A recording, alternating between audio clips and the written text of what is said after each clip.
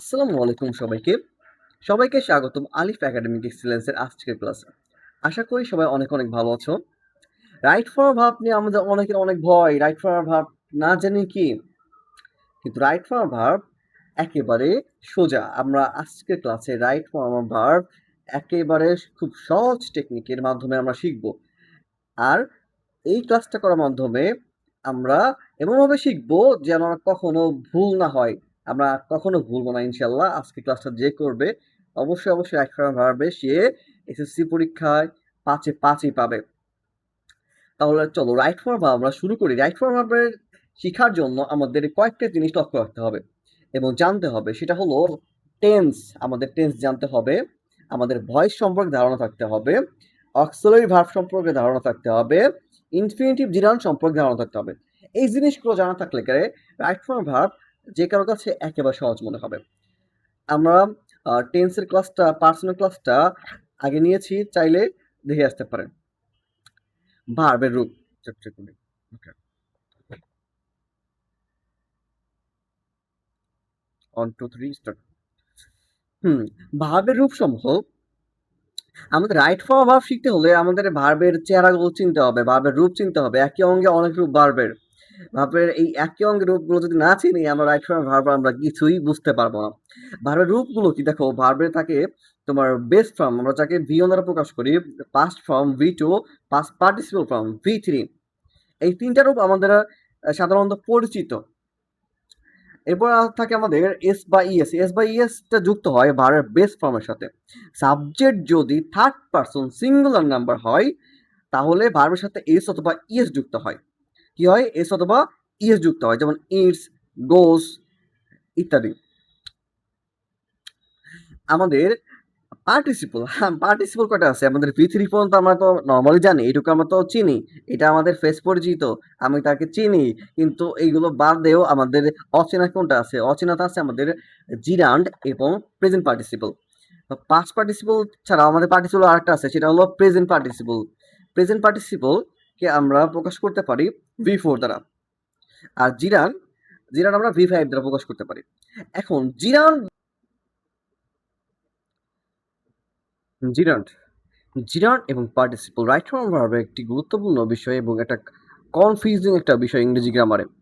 কারণটা কি? কারণ জিরান্ডেও আমার ভার্বের সাথে আইএনজি আছে এবং প্রেজেন্ট পার্টিসিপলের ভার্বের সাথে আইএনজি আছে।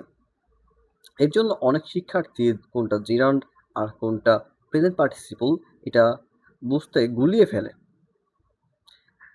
আজকের ক্লাসের পর আশা করি আর কেউ এইটা গুলিয়ে ফেলবে না। জিরানটা কি?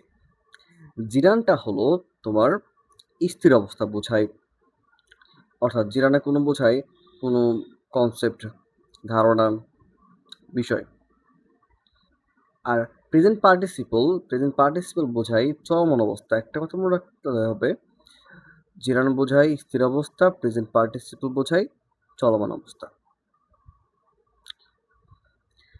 আরেকটা কথা হলো, সেটা হলো জিরান সবসময় নাউন হিসেবে ব্যবহৃত হয়।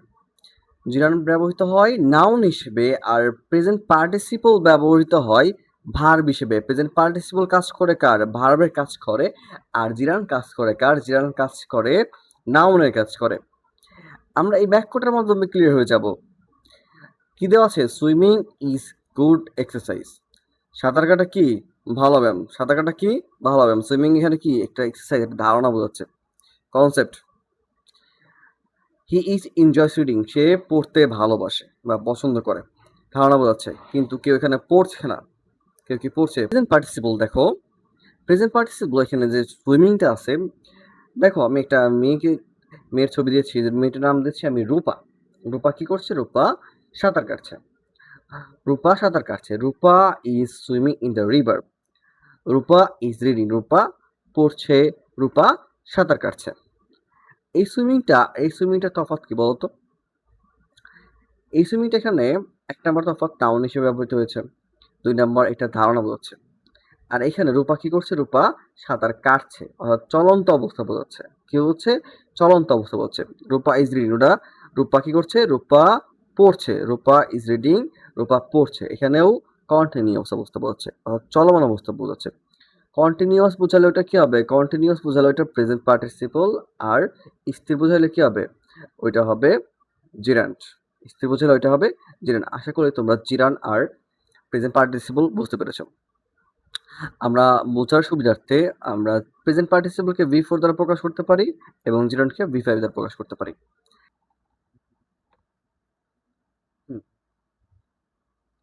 আমাদের আরেকটা জিনিস রয়েছে, সেটা হলো ইনফিনিটিভ। ইনফিনিটিভ কি? টু এর পরে ভার্বের বেস ফর্ম মানে ইনফিনিটিভ, অর্থাৎ টু এর পর সবসময় কি হবে? ভার্বের বেস ফর্ম হবে। আর টু এর পর ভার্বের বেস ফর্ম থাকলে সেটা বলা হয় infinitive, to eat, to go, etcetera. আশা করি আমরা জিরান্ড এবং পার্টিসিপল আর ইনফিনিটিভ এই বিষয়গুলো আমরা বুঝতে পেরেছি। ওকে, এরপরে যে টপিকটা শিখবো আমরা সেটা হলো auxiliary verb. Right for verb শেখার জন্য আমাদের অক্সিলারি ভার্বটা আমাদের জানতে হবে, অক্সিলারি ভার্বের ব্যবহারটা জানতে হবে। অক্সিলারি ভার্ব কয়টা? অক্সিলারি ভার্ব মূলত আমরা এই চারটা ভাগে ভাগ করে থাকি। কয়টা? একটা হলো to be verb, to have verb, to do verb এবং modal verb. To be verb কোনগুলো? Am, is, are, was, were, be, being এবং বিন, এইগুলোকে বলা হয় to be verb. To have verb, to have verb কোনগুলো? Have, has, had, এই তিনটাই সাধারণত আমরা হ্যাভ ভার্ব হিসেবে জানি। আর to do verb do, does, did, এগুলো বলা হয় ডু ভার্ব। কি ভার্ব? Do verb. এরপর আছে আমাদের modal and semi modal verb. Modal verb কোনগুলো? Can, could. ক্যান অর্থ কি? ক্যান পারা অর্থে বোঝাই, কুড পারতাম।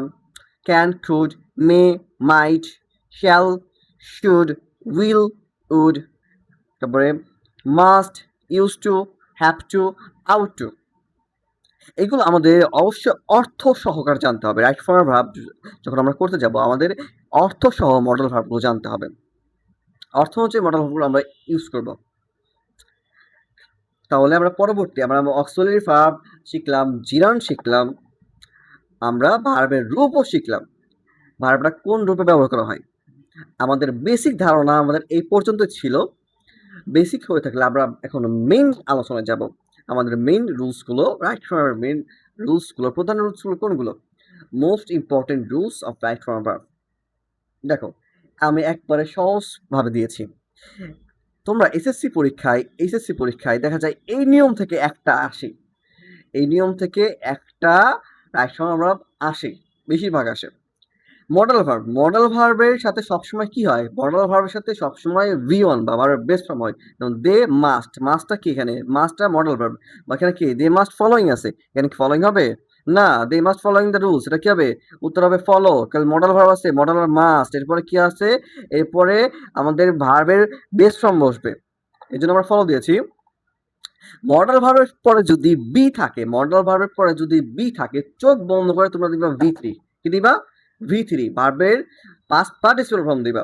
মডেল ভার্বের পরে যদি হ্যাভ থাকে সেক্ষেত্রে তোমরা ভার্বের V3 ফর্ম দিবা। যেমন উদাহরণটা দেখো, ইট ক্যান ইজিলি বি, এখানে কি হবে? সলভ হবে নাকি সলভই হবে? এখানে কি হবে? সলভডই হবে। কেন? ভার্বের V3 ফর্ম হবে। বি এর পরে কি? তোমার মডেল ভার্ব এখানে ক্যান, ক্যানের পরে কি বি আছে, তাহলে ক্যানের পরে যদি বি থাকে তাহলে কারণ কি হয়? ভার্বের V3 ফর্ম হয়। একই হবে মাইট আছে, মাইটের পরে দেখো কি আছে? হ্যাভ হয়, হ্যাভ আছে, তাহলে এই যে মডেল প্লাস হ্যাভ থাকলে কি হয়? তাহলে হিয়ারটা কি হবে? হিয়ার্ড, ভার্বের V3 form. She might heard the news. Okay, rule number 2 দেখো, রুল নাম্বার 2 তে কি বলা হয়েছে? রুল নাম্বার 2 তে আছে two do verb. To do verb আমরা জেনেছি আগেই। টু ডু ভার্ব কোনগুলো? Do, does, did. To do ভার্বের পরে ভার্বের বেস ফর্ম হয়। টু ডু ভার্বের পর কি হয়? টু ডু ভার্বের পরে ভার্বের বেস ফর্ম হয়। আর টু হ্যাভ এর পরে ভার্বের V3 ফর্ম, এটা আমরা জেনেছি। দেখো এখানে কি বলেছে? She did not call me, এখানে ডিড নট আছে, তাহলে এখানে আমরা কি দিব? কলই রাখবো নাকি কলিং রাখবো? এখানে আমরা কি দিব? দেখো ডু ভার্ব আছে, ডু ভার্ব থাকলে কি হবে? ডু ভার্ব থাকলে ভার্বের বেস ফর্ম, তখন তো কল্ড এর বেস ফর্মটা কি? কল্ড এর বেস ফর্ম কল। আর যদি হ্যাভ থাকে তখন কি আসবে? তখন V3, মানে have you ever is in Delhi, কি হবে এখানে? ইজি হবে না, ইজের ইজ কি? ইজ হলো বি ভার্ব, বি ভার্বের V3 ফর্মটা হয় কি? বিন, তাহলে কি ইজের V3 ফর্মটা কি হবে? বিন। ওকে, আমরা দুইটা রুলস কমপ্লিট করলাম। আমরা তৃতীয় রুলসে যাবো এখন। ৩ নাম্বার রুলসে দেখো কি আছে? To be verb. To be verb হলে ভার্বের সাথে আইএনজি হবে। কি? টু বি ভার্ব হলে ভার্বের সাথে আইএনজি হবে যখন সাবজেক্ট নিজে নিজে কাজ করবে, অর্থাৎ কর্তা সাবজেক্ট কে, যে সাবজেক্ট আই যখন নিজে কাজ করে তখন কি হবে? ভার্বের সাথে আইএনজি হবে, অর্থাৎ কন্টিনিউয়াস হবে। যদি এটা আমাদের অ্যাক্টিভ ভয়েস হয়, যে একটা কথা তোমরা জানো যে নিজে কাজ করে, কর্তা যখন নিজে কাজ করে তখন কোন ভয়েস হয়? তখন হয় অ্যাক্টিভ ভয়েস। আর কর্তা যখন কাজ অন্যকে দিয়ে করায়, নিজে অলস থাকে, তখন কি হয়? Passive voice. তোমরা অ্যাক্টিভ ভয়েসে যদি টু বি ভার্ব থাকে তখন ভার্বের সাথে কি হবে? আইএনজি হবে। ভার্বের সাথে কি হবে? আইএনজি হবে। আর প্যাসিভ ভয়েস, দেখো কি বলছে? প্যাসিভ ভয়েস থাকলে কি হবে? প্যাসিভ ভয়েস থাকলে ভার্বের ভি থ্রি ফর্ম হবে, অর্থাৎ যেখানে কর্তা নিজে অলস থাকে। Tea is make with tea leaves. Tea কি দ্বারা তৈরি হয়? টি তৈরি হয় চা দ্বারা। তাহলে এখানে কি টিটা কেন কাজ করছে না? টিটা কাজ করছে না, কাজ করছে কি? টি লিভস। টি লিভস কাজ করছে, তাই না? তাহলে এখানে আমাদের ভার্বের কোন ফর্মটা হবে? V three form. এখানে এই ইজ থাকা শর্তে, বি ভার্ব থাকা শর্তে আমাদের কি হবে? ভার্বের ভি থ্রি ফর্মটা হবে। মেকের ভি থ্রি ফর্মটা কি? মেড। আশা করি তোমরা এটা বুঝতে পেরেছো। তোমরা একটা জিনিস মনে রাখবা, যদি প্যাসিভ ভয়েস থাকে, প্যাসিভ ভয়েস মানে ভার্বের ভি থ্রি ফর্ম, এইটা মাথায় ঢুকাই নিবা। এরপরে 4 নাম্বার রুলস। 4 নাম্বার রুলসটা কি আছে? প্রিপোজিশন। প্রিপোজিশনের পরে কি বসে? প্রিপোজিশনের পরে ভার্বের সাথে সবসময় আইএনজি। প্রিপোজিশনের পরে কি বসে? প্রিপোজিশনের পরে ভার্বের সাথে আইএনজি। তোমরা এটা মাথায় ঢুকাই নাও, একেবারে মাথায় ঢুকাই নাও সুন্দর করে। প্রিপোজিশন থাকলে ভার্বের সাথে কি? আইএনজি। প্রিপোজিশন থাকলে ভার্বের সাথে আইএনজি। কিন্তু একটা ভিন্ন আছে। এই ব্যক্তিটার নাম কি? সেটার নাম টু ইনফিনিটিভ। এই ব্যক্তি থাকলে এরপরে কি হবে? ভার্বের বেস ফর্ম হবে। টু এর পরে ভার্বের কি হয়? টু এর পরে ভার্বের বেস ফর্ম। তো উদাহরণটা দেখো, দেখো কি বলেছে এখানে? নাবিলা গো টু স্কুল ফর রিড। কি জন্য? ফর আছে, প্রিপোজিশন আছে। প্রিপোজিশনে কি থাকবে? প্রিপোজিশন থাকলে ভার্বের সাথে কি? আইএনজি। রিড আছে, রিডিং দিব। কিন্তু এই ব্যক্তিটা আছে টু। এক নম্বরটা দেখো, Ali want to got a good job. এখানে টু আছে, টু এর পরে কোন ফর্মটা বসে? টু এর পরে কি বসে? ভার্বের বেস ফর্ম। তাহলে এখানে কি হবে? গট এর বেস ফর্মটা কি? গেট। কি হবে? গট এর বেস ফর্ম গেট। আশা করি প্রিপোজিশন নিয়মটা তোমরা বুঝতে পেরেছ। তাহলে এরপর আমরা শিখব রুল নাম্বার 5। যেসব টু এর পরে ভার্বের সাথে আইএনজি হয়, আমরা 4 নাম্বার রুলসটা কি শিখেছি? 4 নাম্বার রুলসে শিখেছি আমরা টু থাকলে ভার্বের সাথে বেস ফর্ম হয়। টু থাকলে কি? টু এর পরে ভার্বের বেস ফর্ম হয়। আমরা 4 নাম্বার রুলসে শিখেছি কি? টু এর পরে ভার্বের বেস ফর্ম হয়। কিন্তু 5 নাম্বার রুলসে আমরা কি দেখছি? টু এর পরে ভার্বের সাথে আইএনজি। কনফিউজ লাগে, তাই না? কিন্তু না, এই জিনিসগুলো থাকে, এই ফেজ, এগুলো বলা হয় প্রিপোজিশনাল ফেজ। এই ফেজগুলোর পরে আমাদের ভার্বের সাথে আইএনজি হয়। কি হয়? ভার্বের সাথে আইএনজি হয়। এটা আমাদের মুখস্থ রাখতে হবে। এটা অবশ্যই আমাদের মেমোরাইজ করতে হবে। না হলে আমরা পরিপূর্ণভাবে পারবো না। দেখো কি আছে? With a view to, look forward to, object to, confess to, addicted to, accustomed to, admit to, prior to, prefer to, be used to, get used to ইত্যাদি। এরপর কি হবে? ভার্বের সাথে আইএনজি। এগুলো আমাদের সঠিকভাবে মনে থাকবে না, কিন্তু মনে রাখার একটা কৌশল আছে। মনে রাখার কৌশলটা কি? মনে রাখার, তোমরা সবাই জিলাপি খাও, তাই না? আমরা এবিসি জানি, এবিসি ছোটবেলায় পড়ছি। আর কি, আমরা অনেকে জিলাপি ভালোবাসি। জিলাপির প্যাচ, এই একসময় ভাবে অনেক সময় প্যাচ লাগে জিলাপির মতো। এই জিলাপি দিয়ে আমরা এইগুলো মনে রাখবো, এই ফেজগুলো মনে রাখবো। এবিসি ও জিলাপি। আমি কি বলেছি? এবিসি ও জিলাপি। এবিসি দ্বারা কি বোঝায়? এই যে সেই জিলাপিটা দেখছো? এবিসি, এবি সি, এ দ্বারা addicted to, accustomed to, admit to, adverse to. Addicted to কি? আসক্ত হওয়া। অ্যাকুস্টোমেড টু অভ্যস্ত। অ্যাডমিট টু স্বীকার করা। অ্যান্ড অ্যাডভার্স টু বিমুখ হওয়া। এ দ্বারা বোঝাবে এইগুলো আমরা মনে রাখবো। বি দ্বারা কি বোঝায়? বি ইউজ টু অভ্যস্ত। সি দ্বারা কনফেস টু, স্বীকার করা। সি দ্বারা কি? কনফেস টু স্বীকার করা। আর ও ডাবল ইউ এবং ও ডাবল ইউ দ্বারা কি বলছে? উইথ আ ভিউ টু, কারণ উদ্দেশ্যের জন্য। ও দ্বারা বলছে অবজেক্ট টু, আপত্তি করা অর্থে। এখন এরপর আসে আমাদের এই জিলাপি বেগম। জিলাপির জি দ্বারা কি বোঝায়? গেট ইউজ টু অভ্যস্ত।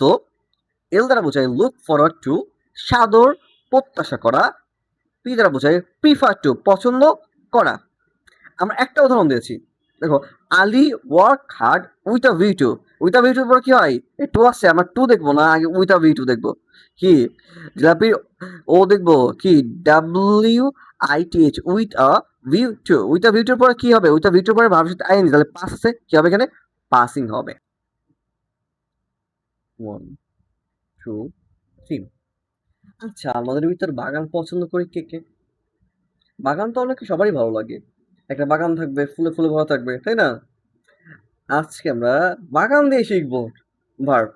কি হবে দেখো, যদি থাকে আওয়ার গার্ডেন, যদি থাকে আওয়ার গার্ডেন্স, এই কথাটা যদি উল্লেখ থাকে, আওয়ার গার্ডেন্স লেখা থাকে, তখন কি হবে, ভার্বের প্রেজেন্ট ইনডিফিনিট টেন্স হবে। প্রেজেন্ট ইনডিফিনিট মানে কি ভি ওয়ান। আমরা এক কথা মনে রাখবো, আওয়ার গার্ডেন্স কথা উল্লেখ থাকলে কি হবে, ভি ওয়ান ফর্ম হবে। আওয়ার গার্ডেন্স কি শুধু আওয়ার গার্ডেন্স থাকবে না, আওয়ার গার্ডেন্স দ্বারা আমরা মনে রাখবো কি অফেন, কি অফেন, আওয়ার, আওয়ারের ও দ্বারা অফেন প্রায়, ইউ দ্বারা ইউজুয়ালি সাধারণত, আর দ্বারা রেগুলারলি নিয়মিত, আর গার্ডেন কি জেনারেলি সাধারণত, এ দ্বারা অলওয়েজ, আর দ্বারা রেগুলারলি, ডি দ্বারা ডেইলি, ই দ্বারা এভরিডে, এন দ্বারা নর্মালি, এস দ্বারা সামটাইমস। তাহলে কি আওয়ার গার্ডেন্সের ফুল মিনিংটা আমরা বুঝতে পারছি, বাগানের ফুল মিনিংটা বুঝতে পারছি। এই আমাদের বাগানটা আওয়ার গার্ডেন্স, মনে রাখবা আওয়ার গার্ডেন্স। আওয়ার গার্ডেন্সটা, আওয়ার গার্ডেন্সের যে কোনো একটা থাকলেই আমাদের কি ভার্বের ভি অন ফর্ম হবে। কি হবে, ভার্বের ভি অন ফর্ম বা বেস ফর্ম হবে।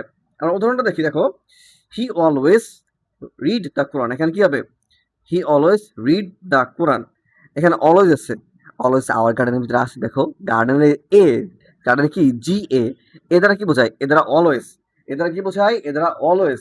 অলওয়েজ থাকলে কি হবে, অবশ্যই ভার্বের ভি অন ফর্ম হবে। এখানে অলওয়েজ আছে, শর্ত পূরণ করেছে, তাহলে এখানে কি হবে, রিড হবে না, এখানে কি হবে রিড। এটির সাথে কি হচ্ছে এস, রিডস। রিডস কেন হচ্ছে, কারণ এখানে থার্ড পার্সন সিঙ্গুলার নাম্বার হচ্ছে, থার্ড পার্সন সিঙ্গুলার নাম্বার থাকার কারণে এখানে রিডের সাথে এস হয়েছে।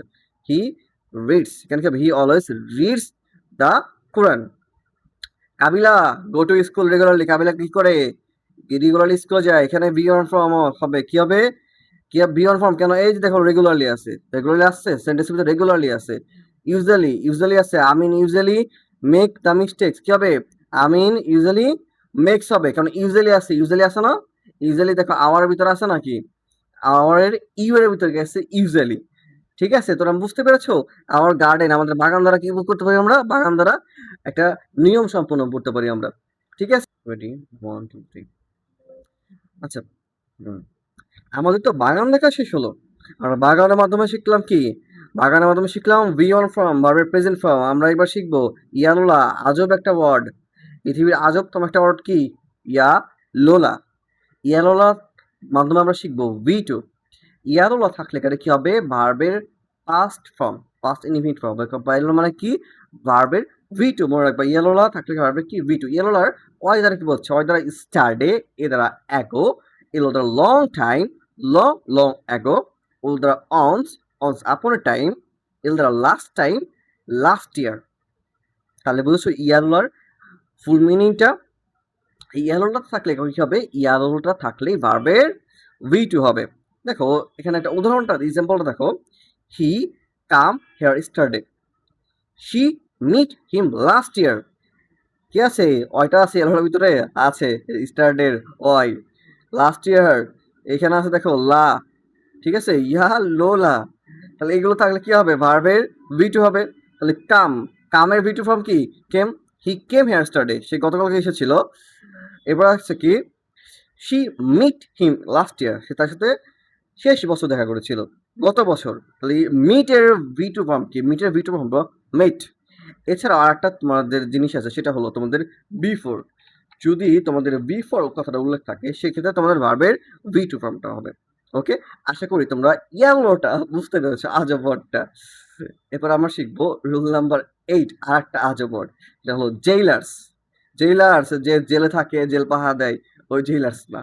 আমরা মনে রাখবো, ওই জেলার্স মনে রাখলে হবে, জেইলার্স মনে রাখলে হয়ে যাবে। মনে রাখবা জেইলার্স মানে ভি থ্রি, জেলার্স মানে কি হবে, ভি থ্রি হবে। জেলার্স মানে ভি থ্রি, অর্থাৎ ভার্বের পাস্ট পার্টিসিপল ফর্মটা, ভার্বের কি হবে পাস্ট পার্টিসিপল ফর্মটা কি হবে, যদি জেইলার্স থাকে। জেইলার্সের যে দ্বারা কি বোঝায়, যে দ্বারা জাস্ট। পরের যে দ্বারা জাস্ট নাও, এর দ্বারা বোঝায় অলরেডি, অর দ্বারা ইয়েট অর নট ইয়েট, এল দ্বারা বোঝায় লেটলি, ই দ্বারা বোঝায় ইভেন, ইভার, নেভার। আর দ্বারা কি বোঝায় রিসেন্টলি, সাম্প্রতিক। এস দ্বারা বোঝায় স্টিল, এস দ্বারা কি বোঝায় স্টিল। এই কথাগুলো যদি থাকে তাহলে কি হবে ভার্বের V3। এই কথাটা কি দ্বারা প্রকাশ করেছি আমরা জেইলার দ্বারা প্রকাশ করেছি, ঠিক আছে। এই কথাগুলো থাকলে কি হবে ভার্বের কি হয় প্রেজেন্ট পারফেক্ট টেন্স হয়। কোন টেন্স হয় ভার্বের প্রেজেন্ট পারফেক্ট টেন্স হয়। প্রেজেন্ট পারফেক্ট টেন্সের সাথে কি থাকে হ্যাভ অথবা হ্যাজ, এটাকে হ্যাভ অথবা হ্যাজ।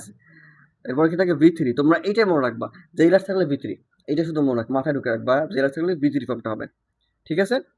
দেখো উদাহরণ দেখো, I just to receive your letter, I just to receive your letter. এখানে যদি কি বলছে I have just received your letter. I have just received your letter. এখানে আমাদের পরিবর্তন হয়েছে কি? পরিবর্তনটা তোমরা খেয়াল করো একটু। পরিবর্তনটা খেয়াল করো। এখানে কি জাস্ট ছিল? আমাদের কি হচ্ছে have just। কি হচ্ছে? have just। আর রিসিভ ছিল কি হচ্ছে রিসিভড হয়েছে। এখানে রিসিভের V3 ফর্মটা হয়েছে।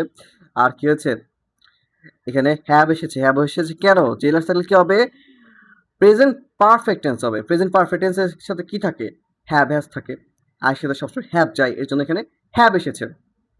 আশা করি আমরা জেইলার্স বুঝতে পেরেছি। ওকে, রুলস নাম্বার 8, সাবজেক্ট যদি সিঙ্গুলার হয় ভার্বটা কি হবে সিঙ্গুলার। সাবজেক্ট যদি প্লুরাল হয় ভার্বটা কি হবে প্লুরাল।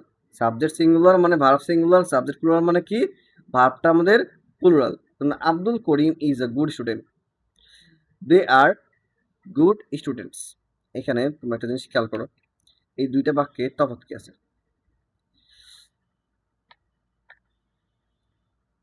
এখানে Abdul Karim is a good student, student আছে, এখানে দে আর গুড স্টুডেন্টস। এখানে আমাদের তফাৎটা কি তোমরা কেউ খুঁজে পেয়েছো? খুঁজে পেলে আমাকে বলো। ঠিক আছে, দে আর গুড স্টুডেন্টস, দে আছে এখানে। দের সাথে কি হয়? দের সাথে যদি ভার্ব থাকে তখন কি হয়? দে তোমার কি সাবজেক্টটা কি সিঙ্গুলার না প্লুরাল? প্লুরাল, এই জন্য কি আসছে এখানে আর আসছে। কি আসছে এখানে আর আসছে, দে আর। আর এখানে আব্দুল করিমটা কি সিঙ্গুলার, একজন ব্যক্তি, এই জন্য কি আসছে অক্সিলারি ভার্ব হিসেবে এখানে কি আসছে ইজ আসছে। Kabir is reads book, Kabir is reads book, Kabir কি সিঙ্গুলার, এর জন্য কি আছে রিডের সাথে এস হয়েছে, রিডের সাথে কি হয়েছে এস হয়েছে, সিঙ্গুলার হয়েছে। আর দে রিড বুক, দে হলো প্লুরাল, এই জন্য কি দে রিড হয়েছে, দে কি হয়েছে রিড, তারা কি বই পড়ে। আশা করি সিঙ্গুলার প্লুরালটা তোমরা বুঝতে পেরেছো। 8 নম্বর রুলসটা সংক্ষিপ্ত rules. Rules number 9, rather, let, would better, had better, need, not, do not, does not, did not, did never ইত্যাদি থাকলে কি হবে ভার্বের প্রেজেন্ট ফর্ম বা V1 কি হবে? এগুলো থাকলে কি হবে ভার্বের V1 হবে। কি হবে V1 হবে, এটা মনে রাখলাম।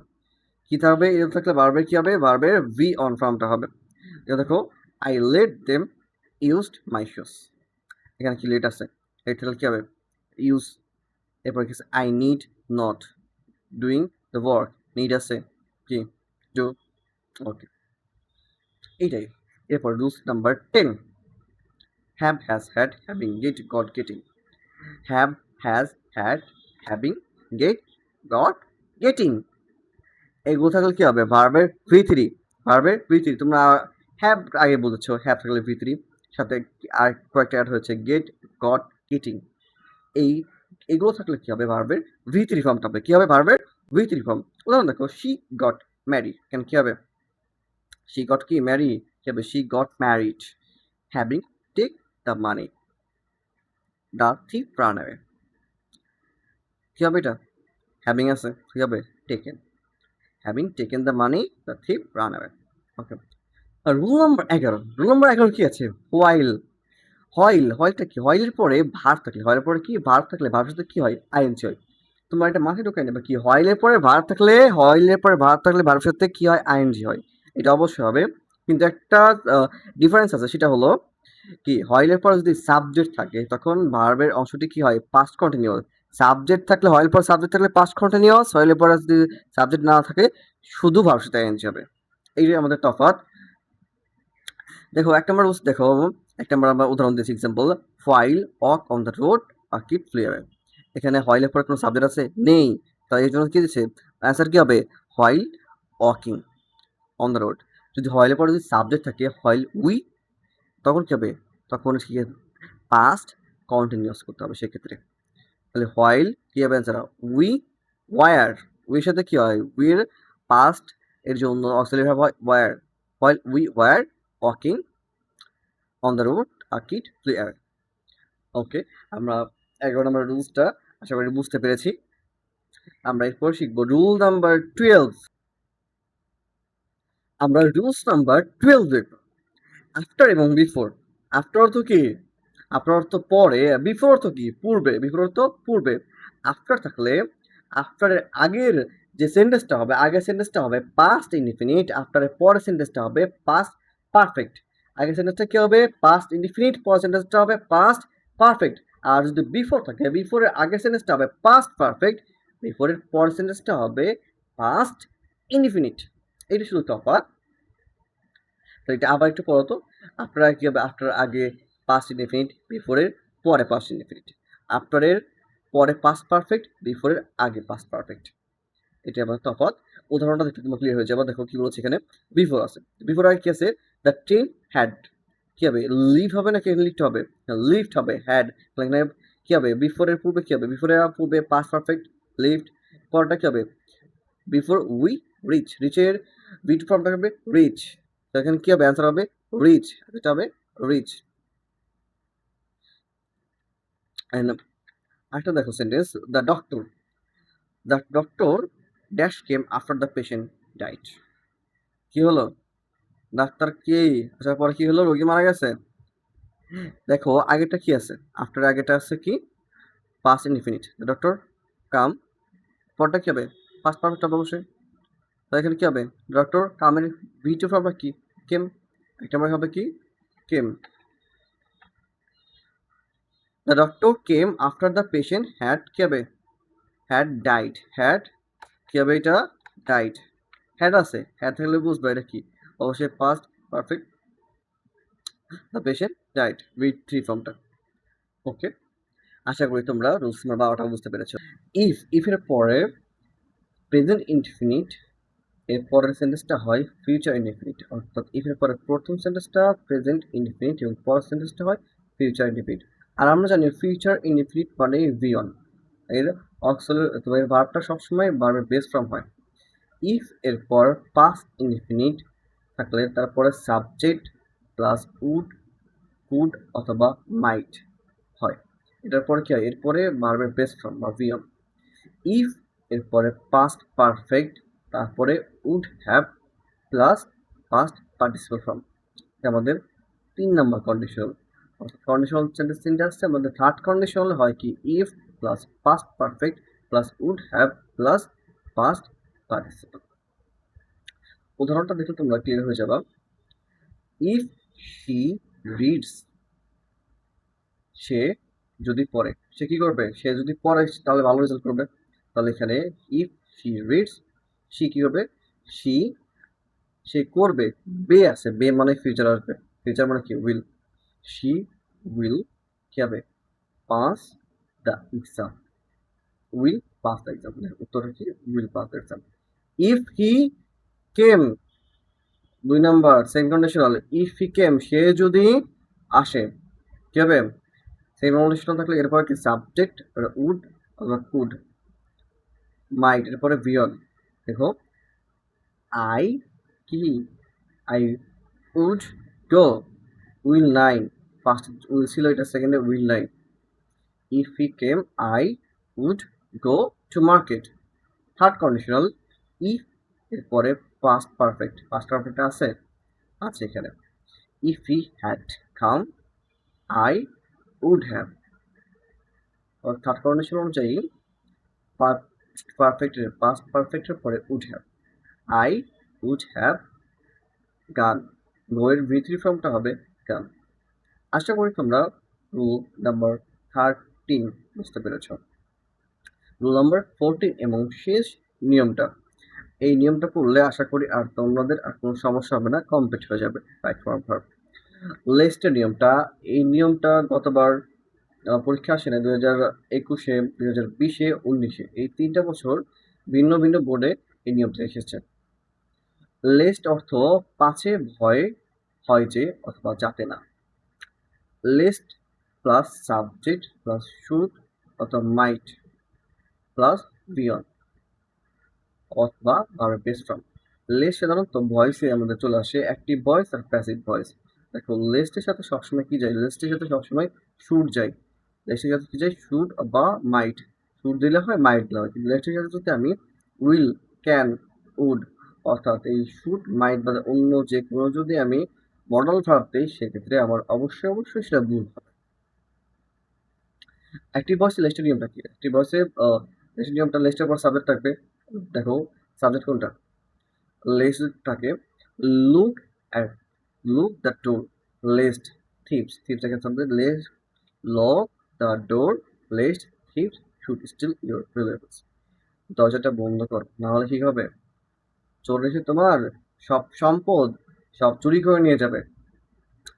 প্যাসিভ ভয়েসের নিয়মটা, প্যাসিভ ভয়েসের ক্ষেত্রে তোমার একটাই পরিবর্তন হবে, সেটা হলো তোমার বি হবে, একটা বি অ্যাড হবে এবং ভার্বের ভিতরি ফর্মটা, আমরা জানি প্যাসিভ মানে ভিতরি, শুধু এখানে বিটা অ্যাড হবে।